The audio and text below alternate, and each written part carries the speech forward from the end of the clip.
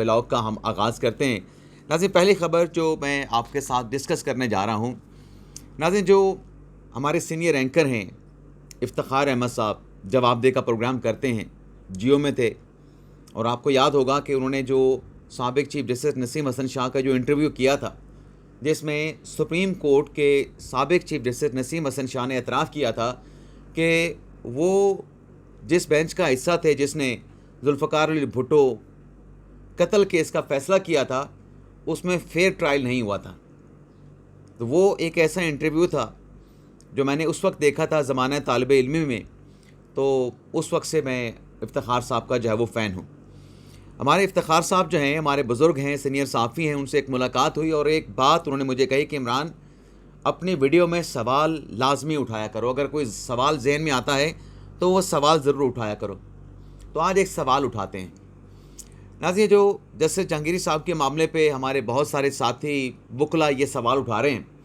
کہ جہانگیری صاحب کی ڈگری کو کراچی یونیورسٹی نے کینسل کر دیا، لیکن یہ سارا کام کرتے ہوئے، ڈگری کی سکروٹنی کرتے ہوئے جج صاحب کو نوٹس نہیں دیا گیا اور یک طرفہ طور پہ ان کے خلاف کارروائی کی گئی۔ اب ناظرین، اسی پرنسپل کو لے کے کہ جج جو ہے وہ یک طرفہ طور پہ کارروائی کر کے اس کو جوڈیشل کام سے نہیں روکا جا سکتا،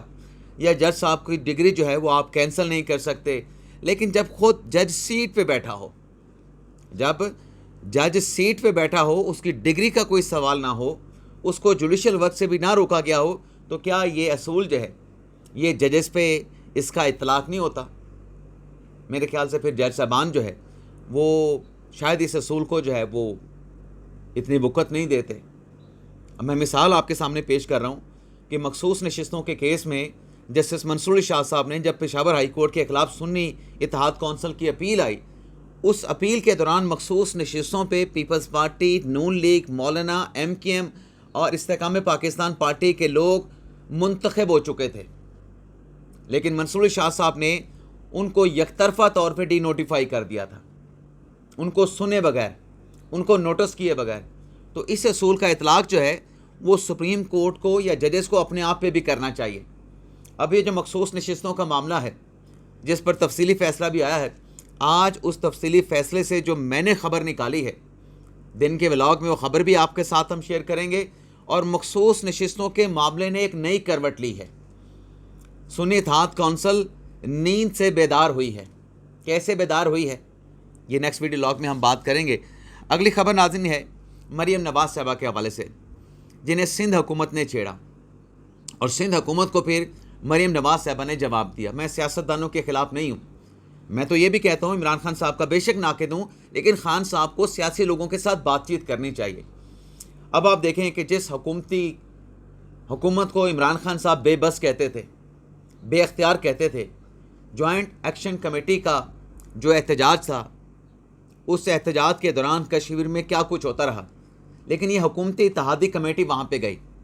اور حکومتی اتحادی کمیٹی نے وہاں پہ جا کے جو معاملات تھے ان معاملات کو سدھار لیا گیا، سنبھال لیا گیا، مذاکرات میں جو ان کے مطالبات تھے وہ مان لیے گئے۔ اب وہاں پہ 30 ارب کے فنڈز جو ہے وفاق نے آزاد کشمیر کے لیے مختص کیے ہیں، 6 ارب بجلی کے لیے، 3 ارب آٹے کے لیے، اور جو مہاجرین کی سیٹوں کا ایشو تھا، مہاجرین کے جو فنڈ کا ایشو تھا، اس پر جو مہاجر ہیں ان کا فنڈ ختم کر دیا گیا ہے۔ وزراء کی تعداد بھی مطالبے کے مطابق 20 کر دی گئی ہے، اور مہاجر سیٹوں پہ میکانزم بنانے کے لیے کیا یہ ختم ہو سکتی ہیں؟ کیا یہ ختم نہیں ہو سکتی؟ اور اگر یہ ختم ہو سکتی ہیں تو جو کشمیر کاز ہے اس کو کیا نقصان پہنچے گا انٹرنیشنل سطح پہ؟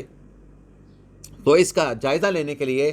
وفاقی حکومت، آزاد کشمیر حکومت اور جو ایکشن کمیٹی کے ارکان ہیں ان پر مشتمل کمیٹی بناتی گئی ہے، جو ہر 14 دن کے بعد اجلاس کرے گی اور میکانزم طے کرے گی۔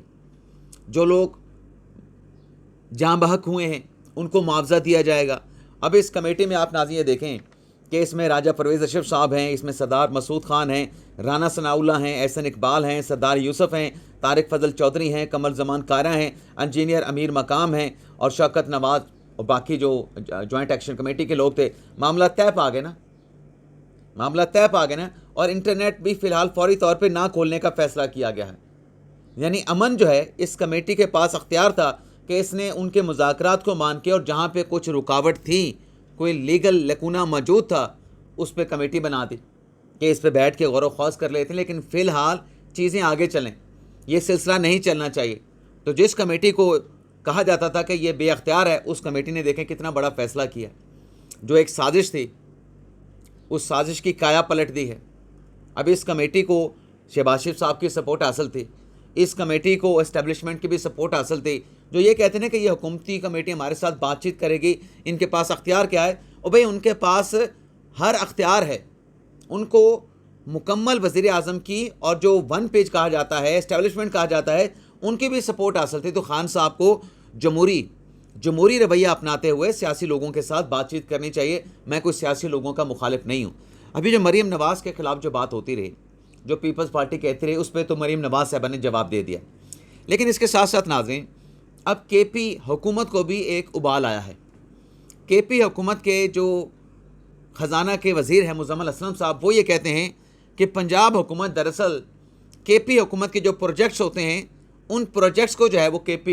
پنجاب حکومت جو ہے وہ کاپی کرتی ہے. اب اگر ایسی بات ہے تو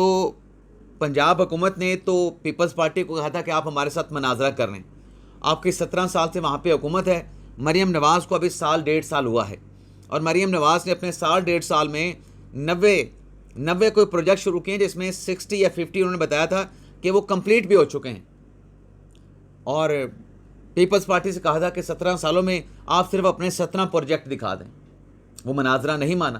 لاجواب کر دیا مریم نواز کی جو ترجمان ہیں عظمیٰ بخاری صاحبہ. اب یہ جو مزمل اسلم صاحب کہہ رہے ہیں, یہ بھی مناظرہ کر لیں پنجاب حکومت کے ساتھ. کہتے ہیں کہ پنجاب حکومت ان کے پروجیکٹ کو کاپی کرتی ہے, تو آپ دکھا دیں کہ کون سے پروجیکٹ آپ نے بنائے ہیں جسے مریم نواز صاحبہ وہاں پہ کاپی کر رہی ہیں. مریم نواز صاحبہ نے تو پورے پنجاب میں الیکٹرک میٹرو بسوں کا جال بچھا دیا ہے. سیلاب متاثرین کے لیے, ٹریکٹرز کے لیے, کسانوں کے لیے, قرضوں کے لیے, گھر بنانے کے لیے, صفائی ستھرائی کے لیے. اور جو پہلا پروجیکٹ مریم نواز نے شروع کیا تھا صاف ستھرا پنجاب کا, ہمارے شہر میں کبھی اس طرح کی مشینری, اس طرح کا سٹاف, اس طرح کا ڈپارٹمنٹ نہیں دیکھا گیا جیسے اب وہاں پہ صفائی ہوتی ہے. ڈسٹ بن کی ٹوکریاں, بڑے بڑے ٹوکرے وہاں پہ پڑے ہوتے ہیں, پہلے نہیں تھا. ابھی بھی بہت گنجائش ہے. ہمارا وہ شہر ہے احمد پور شرقیہ, جسے ہمیشہ سے ہر حکومت میں نظر انداز کیا گیا ہے. ابھی بھی ہمارے شہر میں نہ کوئی میٹرو ہے. مریم نواز صاحبہ, شہباز شریف صاحب آئے تھے الیکشن کی کمپین کے دوران, پرومس کر کے گئے تھے, لیکن شاید ابھی ہمارے شہر احمد پور شرقیہ ضلع بہاولپور پہ جو ہے وہ پنجاب حکومت کی نظر نہیں پڑی ہے. لیکن اطراف میں اگر ہم دیکھیں تو جو سڑکیں ٹوٹ پھوٹ کا سالوں سے شکار تھیں, وہ بن چکی ہیں, انہیں بنا دیا گیا ہے. نئے کارپیٹ روڈ بنا دیے گئے وہاں پہ. اب اگر آپ پنجاب کی پوری ہسٹری نکال کے دیکھیں, پچھلے 20 سال کی, 25 سال کی, جو بھی حکمران پنجاب میں آیا ہے, پرویز الہی صاحب آئے ہیں, انہوں نے بھی کام کیا ہے. اس کے بعد شہباز شریف صاحب آئے ہیں, انہوں نے بھی ڈٹ کے کام کیا ہے. نہیں اگر اس دور میں 25 سالوں میں کام ہوا تو عثمان بزدار صاحب کے دور میں نہیں ہوا, کیونکہ بزدار صاحب کو ڈیولپمنٹ درکار نہیں تھی. بزدار صاحب کو اگر کوئی چیز درکار تھی تو وہ صرف ٹرانسفر تھے, کہ آئی جیز کے, ڈی پی او کے, آر پی او کے اور باقی سرکاری لوگوں کے ٹرانسفر کیسے کرنے ہیں اور کیسے ہونے ہیں. ایک تو ناظرین مریم نواز صاحب والی خبر ہوگی. اب ناظرین آتے ہیں جو اگلی خبر ہے. یہ تو معاملہ جو ہے وہ سیٹلمنٹ کے ساتھ بیٹھ گیا, جو جوائنٹ ایکشن کمیٹی والا تھا. لیکن اس کے ساتھ ساتھ ناظرین جو غزہ کا معاملہ ہے, غزہ کے معاملے پہ آپ یہ دیکھیں, جو قافلہ وہاں پہ کشتیوں کا, پیٹرولا کا وہاں پہ امداد لے کے جا رہا تھا, ان کو گرفتار کر لیا گیا. اس کے بعد سینیٹر مشتاق صاحب جو اس میں شامل تھے اور پاکستانی جو اس میں شامل تھے, اب ان کو گرفتار کر لیا گیا. انہیں دہشت گردوں کی طرح وہاں پہ اسرائیل کی جانب سے رکھا جا رہا ہے. تو اس پہ وزیر اعظم شہباز شریف صاحب نے ایک قدم آگے بڑھا کے جو جماعت اسلامی کے امیر ہیں حافظ نعیم الرحمان صاحب, ان کے ساتھ ٹیلی فون گفتگو کی ہے, اور جو غزہ کے حوالے سے جو چیزیں چل رہی ہیں کہ وہاں پہ امن قائم ہو, اس پر بھی اعتماد میں لیا ہے. اور وزیر اعظم نے واضح طور پہ بتایا ہے کہ پاکستان اسرائیل کو تسلیم نہیں کرے گا. پاکستان کا موقف وہی ہے جو 1967 سے پاکستان کا موقف چلا آ رہا ہے. ویسے ناظرین جماعت اسلامی کا ذکر ہوا تو جوائنٹ ایکشن کمیٹی جو کشمیر کی ہے, کشمیر کی جماعت اسلامی نے بھی اپنے جوائنٹ ایکشن کمیٹی کے اقدام سے ایک موقع پہ جا کے لا تعلق کا اظہار کر دیا کہ ہمارے بہت سارے مذاکرات مان لیے گئے ہیں, تو اب ہمیں ضد نہیں کرنی چاہیے. تو وزیر اعظم نے جماعت اسلامی کے امیر حافظ نعیم الرحمان صاحب سے جو بات کی اس میں انہوں نے کہا کہ پاکستان 1967 پہ فلسطین ریاست کا مطالبہ کرتا ہے جس کا دارالحکومت القدس شریف ہونا چاہیے، لیکن امن کے لیے وزیر اعظم شہباز شریف صاحب نے حافظ نعیم الرحمان صاحب سے کہا کہ امن وہاں پہ آئے گا فلسطین میں اس معاہدے کے نتیجے میں، جو کہ ایکچوئل ناظرین اس میں جو ٹھیک ہے ڈونلڈ ٹرمپ صاحب نے جو 20 نکاتی جو پلان ٹویٹ کیا تھا، میں نے آپ کو بلاگ میں بتا دیا تھا کہ اصل جو پلان ہے وہ یہ ہے جو 8 ممالک کی طرف سے ترمیم کر کے ڈونلڈ ٹرمپ کو دیا گیا تھا۔ اب ہماری چند روز کی جو خبر ہے وہ درست ثابت ہوئی ہے، چند روز پہلے کی جو خبر تھی کہ حماس اس معاہدے کو ایکسیپٹ کر لے گا، حماس نے اس معاہدے کو ایکسیپٹ کر لیا ہے۔ کچھ باتیں حماس نے کی ہیں، 2 دن پہلے بھی جو حماس کی لیڈرشپ کا بیان آیا تھا اس میں سردست اس معاہدے کو مسترد نہیں کیا گیا تھا، کچھ ترامیم پرپوز کی گئی تھیں، لیکن اب مزید اسٹڈی کرنے کے بعد، مزید لوگوں کے ساتھ، اسلامک ممالک کے حکام کے ساتھ، سربراہان کے ساتھ گفت و شنید کرنے کے بعد حماس کو یہ بات سمجھ آئی ہے کہ یہ معاہدہ یہ غزہ کے فلسطینیوں کے حق میں فوری طور پہ بہتر ہے کہ وہاں پہ امن آ جائے گا، استحکام آ جائے گا، اور کوئی بھی اسلامی ملک جو فلسطین ہے، ریاست فلسطین ہے، اس کے موقف سے پیچھے نہیں ہٹ رہا ہے۔ تو شہباز شریف صاحب نے فون کر کے ایک تو حافظ نعیم الرحمان صاحب سے کہا کہ امن کے ساتھ فلسطین ریاست کا جو درینہ خواب ہے وہ بھی ضرور پورا ہوگا، ہم اس کے ساتھ کھڑے ہیں، لیکن جو پاکستانیوں کو سینیٹر مشتاق صاحب کو وہاں پہ گرفتار کیا گیا ہے ان کو واپس لانے کے حوالے سے حکومت پاکستان، ریاست پاکستان خواب غفلت میں نہیں ہے، بلکہ جو تھرڈ کنٹریز ہیں جن کے اسرائیل کے ساتھ اچھے تعلقات ہیں ان کے ذریعے رابطہ کر کے پاکستانیوں کی واپسی کی جو ہے وہ کوششیں کی جا رہی ہیں۔ اب یہاں پر بھی سیاست کی جا رہی تھی، یہاں پر بھی نظام کے خلاف جو ہے وہ لوگوں کو اکسانے کی کوشش کی جا رہی تھی، جیسے جوائنٹ ایکشن کمیٹی جو کشمیر میں کر رہی تھی اس پہ بھی پراپوگنڈا کیا گیا، اس غزہ کے معاملے پہ پلان پہ بھی جو ہے وہ پراپوگنڈا کیا گیا، لیکن یہ ساری چالیں ناظرین ناکام ثابت ہوئیں، نامراد ثابت ہوئیں۔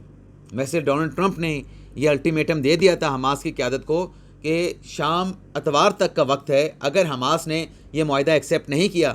تو پھر جو غزہ کے لوگ ہیں ان کو بھی ساتھ کہہ دیا گیا تھا کہ آپ محفوظ ٹھکانوں پہ منتقل ہو جائیں، اگر حماس نے یہ معاہدہ مان لیا تو ان کی جان بچ جائے گی، بصورت دیگر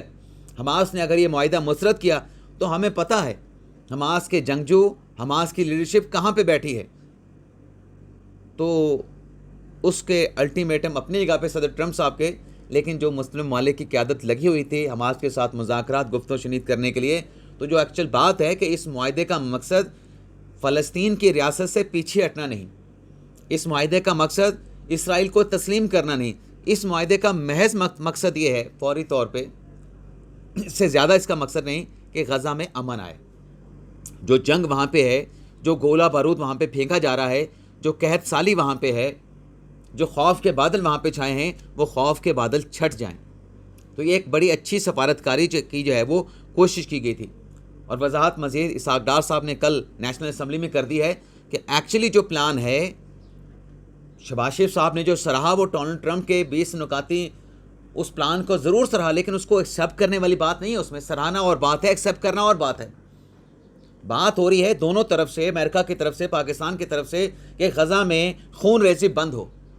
تو جو ڈونلڈ ٹرمپ نے دیا تھا اس میں پاکستان نے 8 ممالک نے مل کے ترمیم کی تھی، پاکستان اکیلا اس میں شامل نہیں ہے، اس میں سٹیک ہولڈر سعودی عربیہ بھی ہے، قطر بھی ہے، اردن بھی ہے، مصر بھی ہے، متحدہ عرب امارات بھی ہے، ترکی بھی ہے، انڈونیشیا بھی ہے۔ لیکن یہاں پہ چونکہ بات بات پہ سیاست کی جاتی ہے، لیکن وہ سیاست والا پرچہ جو ہے وہ عاصم منیر صاحب اور شہباز شریف صاحب کی جو کاوشیں تھیں اس سے وہ سازش کا جو پرچہ ہے وہ پھٹ گیا ہے، پیج جو ہے وہ تار تار ہو گیا ہے۔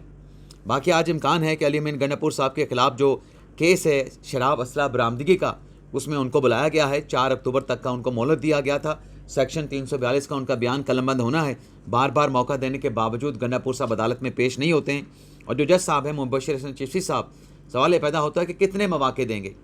علی امین گنڈاپور کو، کیا ان مواقعوں کے بعد وہ پیش ہوں گے یا پھر پشاور ہائی کورٹ میں چلے جائیں گے عبوری ضمانت کے لیے، راہداری ضمانت کے لیے، پروٹیکٹیو بیل کے لیے۔ اجازت چاہتے ہیں ناظرین، اللہ حافظ۔